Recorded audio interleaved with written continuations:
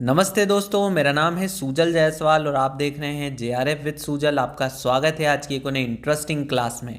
दोस्तों, अगर आप भी यूजीसी नेट का फॉर्म भरना चाहते हैं तो उसके लिए आपको पता होना चाहिए कि मिनिमम क्वालिफ़िकेशन क्या होती है। अभी हाल ही में यूजीसी के द्वारा मिनिमम क्वालिफ़िकेशन को लेकर कई सारे बदलाव किए गए हैं, तो उन्हें समझना काफ़ी ज़रूरी है। आज की इस वीडियो के माध्यम से हम उन्हीं सभी बदलावों को जानेंगे। दोस्तों, अगर मिनिमम क्वालिफ़िकेशन की बात करूं तो अगर आपकी मास्टर डिग्री कंप्लीट है तो आप यूजीसी नेट का फॉर्म भर सकते हैं। फॉर्म भरते समय आपको अपनी मास्टर डिग्री की डिटेल्स डालनी होगी, जैसे मास्टर डिग्री में आपके कितने परसेंट थे, आपने किस सब्जेक्ट से मास्टर डिग्री करी है, आपका रोल नंबर क्या था, और भी बहुत सारी इन्फॉर्मेशन आपको उसमें डालनी पड़ेगी। तो एक ज़रिया तो यह हो गया नेट की एग्ज़ाम के लिए अप्लाई करने का। अब बहुत से बच्चों के मन में एक सवाल होता है कि भैया मैंने अभी अभी मास्टर डिग्री में एडमिशन लिया है, मैं फर्स्ट सेम में हूँ या फर्स्ट ईयर में हूँ, तो क्या मैं यूजीसी नेट के लिए एलिजिबल हूँ?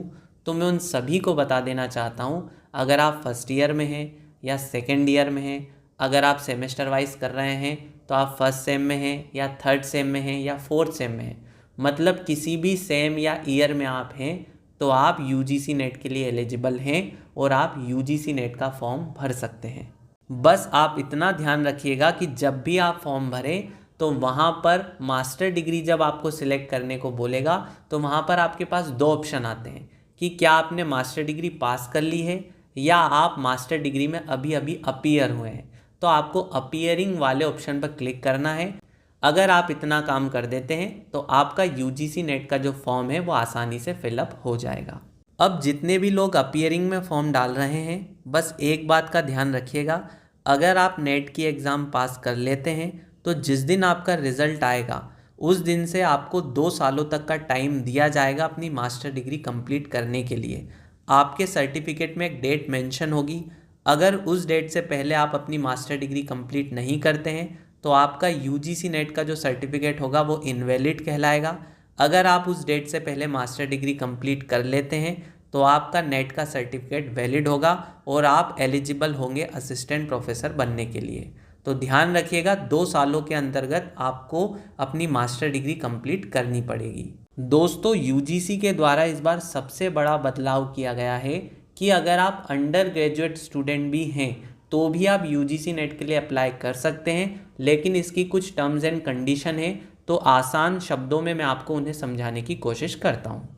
दोस्तों, अगर आपने 4 ईयर प्रोग्राम वाली बैचलर्स डिग्री में एडमिशन लिया है और अगर आप अपनी बैचलर डिग्री के लास्ट ईयर में हैं या लास्ट सेमेस्टर में हैं तो आप इस बार यूजीसी नेट का फॉर्म फिल कर सकते हैं। दोस्तों, सबसे पहला क्वेश्चन तो आपके दिमाग में यही आएगा कि हमें किस सब्जेक्ट से फॉर्म भरना है। तो मैं आपको बता दूं, यूजीसी नेट का एग्ज़ाम 83 सब्जेक्ट से होता है। आप किसी भी सब्जेक्ट से यूजीसी नेट का फॉर्म भर सकते हैं। यहाँ पर एक कन्फ्यूज़न आपको हो सकती है, कुछ बच्चे सोचेंगे कि हमने बैचलर्स डिग्री कंप्यूटर साइंस से की है तो क्या हमें नेट का एग्ज़ाम भी कंप्यूटर साइंस से ही देना होगा? तो ऐसा बिल्कुल भी ज़रूरी नहीं है। आप Hindi, English, political science, commerce किसी भी सब्जेक्ट से नेट के लिए अप्लाई कर सकते हैं। नेट का सब्जेक्ट और बैचलर्स डिग्री का सब्जेक्ट सेम हो ये ज़रूरी नहीं है। अब कंडीशन यहाँ से स्टार्ट होती है कि माना कि आपने फॉर्म भर दिया और आप जेआरएफ पास कर लेते हैं, तो यहाँ पर क्या होगा, जेआरएफ पास करने के बाद आपको एक सर्टिफिकेट तो दिया जाएगा, लेकिन वो सर्टिफिकेट तभी एक्टिव होगा जब आप अपनी बैचलर्स डिग्री पास करेंगे और उस बैचलर डिग्री का जो फाइनल एग्रीगेट होगा सभी सेमेस्टर को मिलाकर वो 75% या उसके इक्विवेलेंट हो। अगर इससे कम होता है तो आपका जेआरएफ सर्टिफिकेट किसी काम का नहीं होगा। चलो मान लेते हैं कि आपने जेआरएफ भी पास कर लिया और 75% भी अपनी बैचलर्स डिग्री में बना लिए, तो अब आपको पीएचडी करने के लिए मास्टर डिग्री करने की ज़रूरत नहीं है।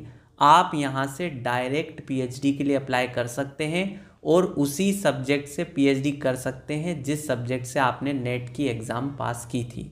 मतलब यहाँ से आपको मास्टर डिग्री करने की ज़रूरत नहीं है।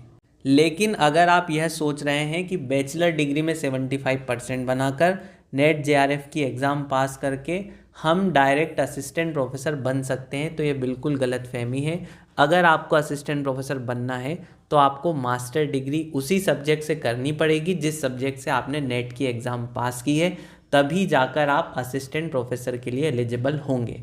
सिंपल सी बात, आप सिर्फ ये याद रखिए कि अगर आप बैचलर डिग्री के बाद पीएचडी करना चाहते हैं, जेआरएफ की फेलोशिप लेना चाहते हैं, तो आपको मास्टर डिग्री करने की ज़रूरत नहीं है। आप डायरेक्ट नेट जेआरएफ का एग्ज़ाम दीजिए, बैचलर डिग्री में 75% बनाइए, जेआरएफ पास कीजिए और आपको फेलोशिप मिलना स्टार्ट हो जाएगी। लेकिन अगर आपका टारगेट फ़िलहाल असिस्टेंट प्रोफेसर बनने का है तो आपको मास्टर डिग्री करना ज़रूरी है, उसके बाद ही आप असिस्टेंट प्रोफेसर बन पाएंगे। सो आई होप आपको समझ में आया होगा कि अगर आपको यूजीसी नेट का फॉर्म फिलअप करना है तो उसके लिए मिनिमम एलिजिबिलिटी क्या है। मैंने आसान शब्दों में आपको समझाने की कोशिश की है। अगर फिर भी आपके मन में कोई कन्फ्यूज़न है तो आप नीचे कमेंट बॉक्स में मुझसे पूछ सकते हैं या फिर आप मुझे इंस्टाग्राम पर भी मैसेज कर सकते हैं। मेरे इंस्टाग्राम अकाउंट की लिंक नीचे डिस्क्रिप्शन बॉक्स में अवेलेबल है, वहाँ पर हम बात कर लेंगे। अगर आप हमें टेलीग्राम चैनल पर फॉलो करना चाहते हैं तो उसकी लिंक भी नीचे डिस्क्रिप्शन बॉक्स में अवेलेबल है। मिलेंगे जल्दी एक और नए इंटरेस्टिंग और एक्साइटिंग वीडियो के साथ। तब तक के लिए देखते रहिए जेआरएफ विद सुजल। नमस्ते।